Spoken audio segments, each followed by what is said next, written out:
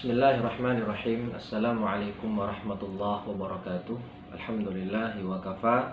Wassalatu wassalamu ala nabiyil mustafa alladzi la yantiqu 'anil hawa in huwa illa wahyun yuha wa ala alihi ahli sidqi wal wafa amma ba'd.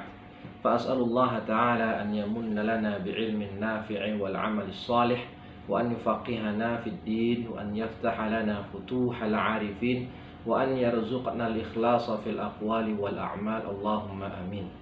Kaum muslimin dan muslimat, a'azani Allah wa iyyakum.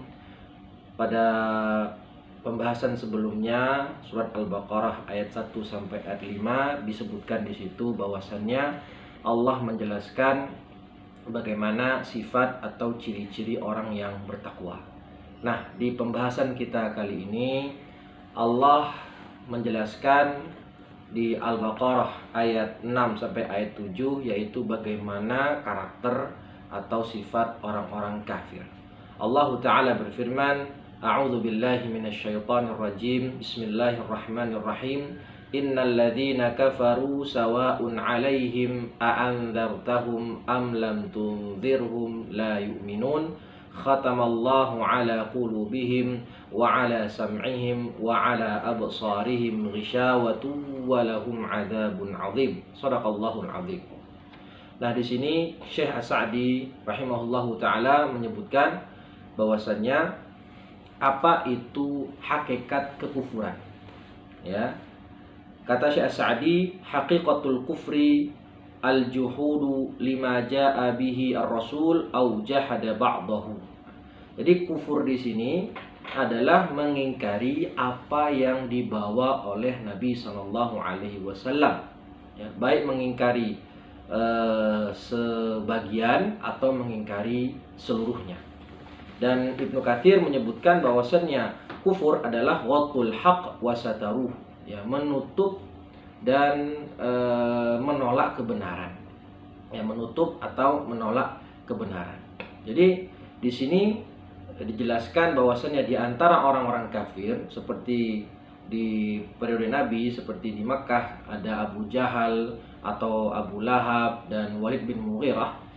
Ya, di sini Allah sudah menetapkan dia sebagai orang kafir, yang mana dijelaskan meskipun diajak, didakwahi, ya, diberi peringatan, tetapi tetap tidak bisa diberikan peringatan. Mereka menolak, tetap menolak kebenaran. Fahaula al-kufar la tufiduhum ad-da'wah illa iqamatul hujjah.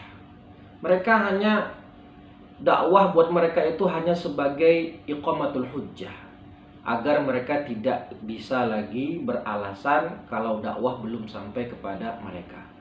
Para ulama menjelaskan ayat ini sebagai bentuk hiburan kepada Nabi alaihi salatu wassalam. Kenapa? Karena Nabi adalah orang yang harisun, orang yang sangat menginginkan kalau bisa semua orang itu beriman, ya, beriman dan menerima dakwah Nabi dan masuk Islam. Tetapi kan yang namanya hidayah itu di tangan Allah. Nabi hanya bertugas untuk menyampaikan risalah, membawa peringatan dan berdakwah. Akan tetapi hidayah tetap milik Allah Subhanahu wa taala. Maka Allah memberikan hiburan ketika Nabi merasa bersedih, ya, sudah didakwahi sedemikian rupa tapi orang-orang kafir tersebut tetap tidak mau menerima kebenaran. Maka Allah katakan, ya, mereka itu diberi peringatan ataupun tidak, la yu'minun. Ya, cukuplah bagimu wahai Muhammad memberikan berdakwah dan memberikan peringatan, sisanya itu serahkan kepada Allah Subhanahu wa taala.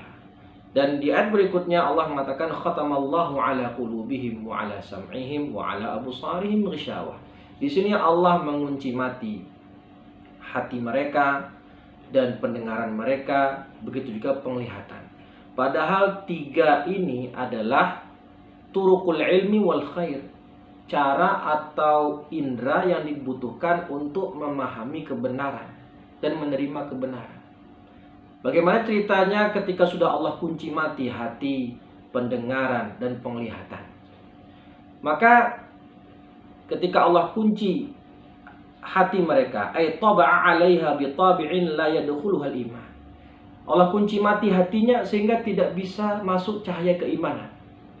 Ya, Allah kunci pendengarannya, la yasma'una ma yufiduhum, sehingga pendengarannya ini tidak mau lagi mendengar kebenaran yang hak.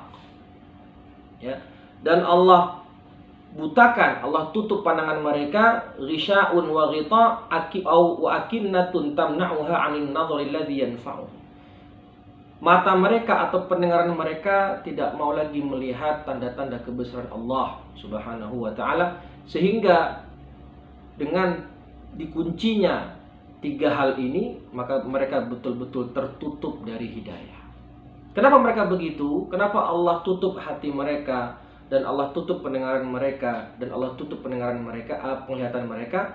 Karena mereka sudah banyak bermaksiat, banyak melakukan dosa, dan mereka sudah terlanjur jatuh ke dalam lumpur kekufuran.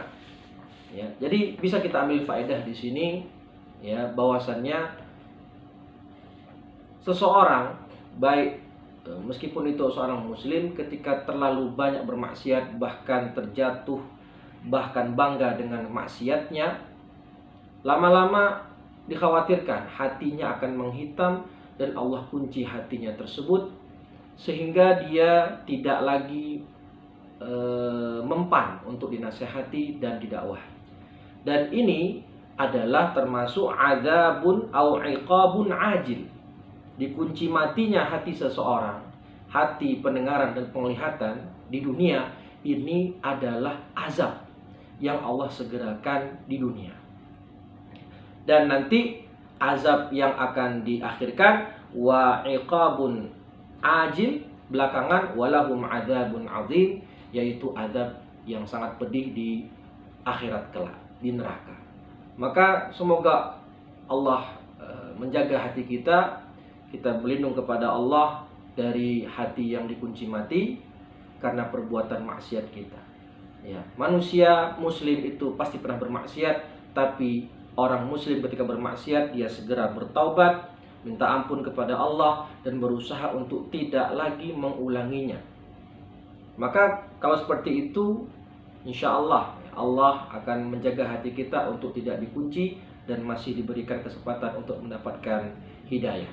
Dan bukan seperti orang-orang kafir yang sudah dikunci mati oleh Allah hatinya, pendengaran dan penglihatannya, sehingga mereka tidak lagi bisa menerima kebenaran dan tentunya mereka akan diazab di neraka kelak. Mungkin demikian yang bisa disampaikan dan kita pelajari bersama. Semoga bermanfaat untuk saya pribadi tentunya dan untuk kita semua. Subhanakallahumma wa bihamdika asyhadu an la ilaha illa anta astaghfiruka wa atubu ilaih. Assalamualaikum warahmatullahi wabarakatuh.